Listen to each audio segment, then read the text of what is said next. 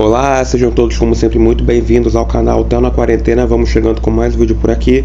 O vídeo de hoje é uma resenha em relação à novela Morde e Assopra, exibida no ano de 2011 no horário das 7. É um dos grandes sucessos do horário das 7 de forma recente. Eu vou falar um pouco sobre a ficha técnica dela agora para vocês. Ela foi escrita por Valcir Carrasco, dirigida por Pedro Vasconcelos e dirigida por Pedro Vasconcelos e Rogério Gomes, e protagonizada por Adriano Esteves, Marcos Pasquim, Matheus Solano e Flávia Alessandra em seus respectivos personagens: Júlia, Abner, Ícaro e Naomi, a Naomi humana e a Naomi robô. Vamos para o vídeo de hoje então, roda a vinheta.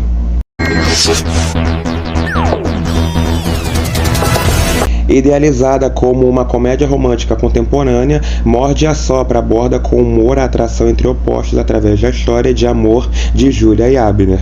Ela é uma paleontóloga determinada a encontrar os restos de um réptil marinho extinto há milhões de anos. Ele, um fazendeiro caipira do interior de São Paulo, cuja sobrevivência da família depende dos pés de café de sua fazenda.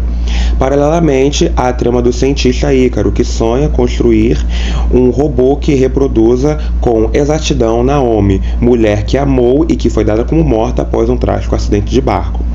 Algumas tramas paralelas também têm destaque tão quanto a trama principal, que é o caso de amor de Guilherme por Alice e seu desprezo pela própria mãe, Dona Dulce, a avareza de Dona Salomé, a encalhada Celeste, a história de Elcio e Elaine, o criminoso que se disfarça de mulher, e o spa preciosa de Augusta e o famoso tráfico de chocolates. As gravações de Morde e Assopra em Tóquio, no Japão, foram realizadas em 15 dias com uma equipe de cerca de 30 pessoas. Foram feitas cenas nos arredores do Jardim do Palácio Imperial, no tradicional bairro Akihabara, conhecido como a Meca dos Eletrônicos, e no restaurante Magisk, que fica no 41, no andar 41. Não sei como é que se fala, seria 41º andar de um prédio na região da Baía de Tóquio, e tem uma vista privilegiada da cidade. O ator e diretor Ed Okuda fez uma participação nas primeiras cenas da novela como o cientista procurado por Ícaro.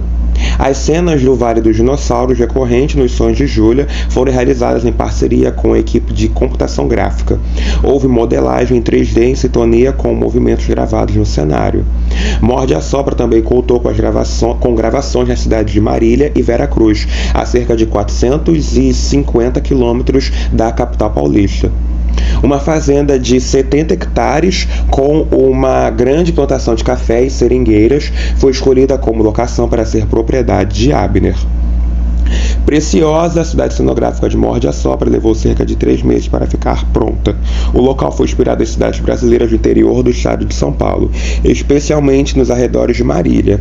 A cidade fictícia tinha 4 ruas e 26 construções, sendo algumas com interiores completos, como o Café de Marcos, a recepção do hotel, o botequim, o salão de cabeleireiro de Tieco e a igreja. Lá também se encontravam as fachadas das casas dos prefeitos Isaías e de Salomé, a entrada de um templo japonês e uma praça. Ao todo, a novela contou com mais de 50 ambientes, incluindo estúdio e cidade cenográfica. Um dos cenários mais curiosos da novela era o laboratório de Ícaro, montado como se fosse o porão da casa do personagem, com uma estrutura de cimento e ferro e objetos antigos que se misturavam aos aparelhos tecnológicos. Profissionais do Museu Nacional do Rio de Janeiro deram apoio à equipe de cenografia nas cenas externas que envolviam escavações. Para a montagem dos campos de escavação, a equipe recorreu a fotos como referência para exibir vértebras de dinossauros expostas no solo. Durante a viagem ao Japão, a equipe de produção de arte pesquisou grandes novidades tecnológicas no bairro de Akihabara. Algumas ajudaram a ambientar o laboratório de Ícaro como um protótipo de cachorro que tinha os movimentos controlados por programação computadorizada.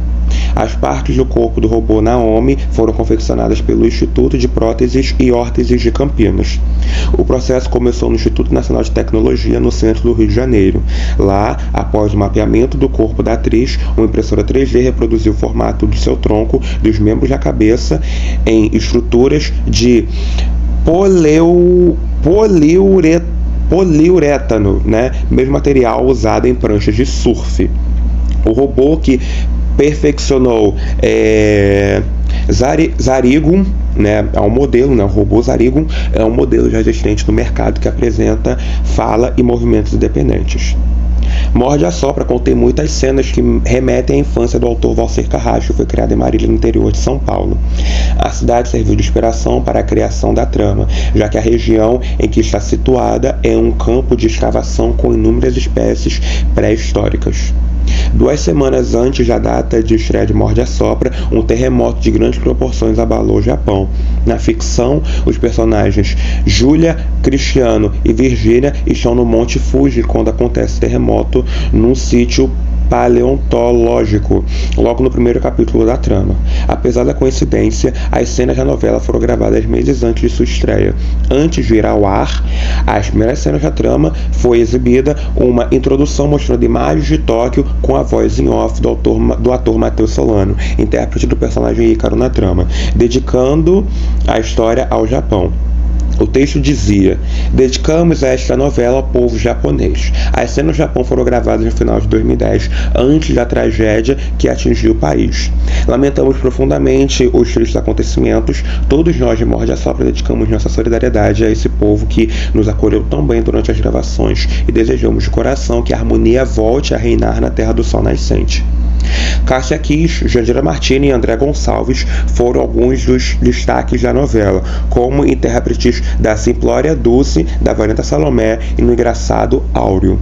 A interpretação de Cássia Kiss foi tão bem sucedida que a trama envolveu sua personagem e o filho Guilherme ganhou mais espaço na história.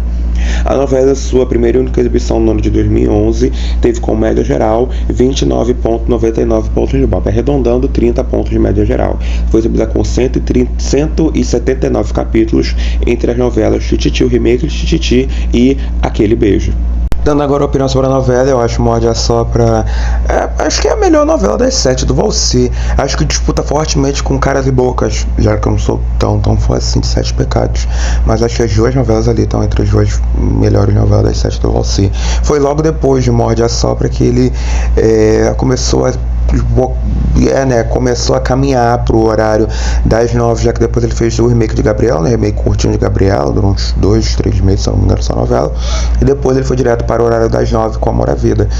Então, assim, depois de ficar 20 anos, bem menos 20 anos, ficar 11, 12, 13 anos escrevendo novelas, né, pro horário das 6 e das 7, né? Isso, claro, não contando as novelas que ele fez fora da TV Globo, né? As novelas da SBT e da TV Manchete. Mas nesse período que ele ficou escrevendo novelas das 6 e das 7, né? Ele entrou no lugar do Benedito Barbosa, por exemplo, em Esperança, né? Que a novela subiu de audiência e tal, mas no começo da carreira dele na TV Globo ainda. Mas como autor principal mesmo, a novela das 9 ele começou em Morde a Sopra, né? Não, em Amor à Vida, perdão, falei errado. E Morde a Sopra foi essa última novela das 7 por enquanto, né? Vai que ele volta de repente para o horário das 7, ele voltou de repente para o horário das 6, né? Com Eta Mundo Bom em 2016, vai que, né? Mas Morde a Sopra, novela tradicional, novela comum do Valcer Carrasco, né? Muito humor pastelão, humor de torta na cara realmente, né? É um humor assim, gostável, é humor tradicional, humor clássico, né? Torta na cara, confusão, briga, né? É o humor do Valcer Carrasco, né? Só não tem tantas coisas de humor, já que a direção, por exemplo, dessa novela não era do Jorge Fernando, já que o Jorge Fernando dirigiu a novela anterior, que era Tititi, a direção era do Pedro Vasconcelos e do Rogério Gomes, ou seja, uma novela um pouco menos escrachada, né? Não tinha tantos, é porque o Jorge Fernando sabia o time certo do Valcer Carrasco em relação ao humor, né? Já os dois, o Papinha e o Pedro Vasconcelos não sabiam, né? Então era apesar de ser humor de roça, né, também tinha uns instrumentais mais tristes, uns instrumentais mais sérios, né, e enfim, mas mesmo assim casou, né, com o que o Valcer Carrasco queria escrever. Por isso que eu dou meu selo boa para Morde a Sopra boa. Eu espero ela valer a pena ver de novo daqui a alguns aninhos, ou daqui a pouco tempo. O vídeo de hoje fica por aqui, agora a gente se encontra no próximo, então. Desculpa esse intervalo grande de vídeo, porque é Copa do Mundo, final de ano, com a experiência no colégio, mas chegamos no último mês de vídeos aqui no canal, então fiquei preparado para a nossa despedida. Forte abraço, beijão, saúde, tchau, tchau, a gente se encontra no próximo.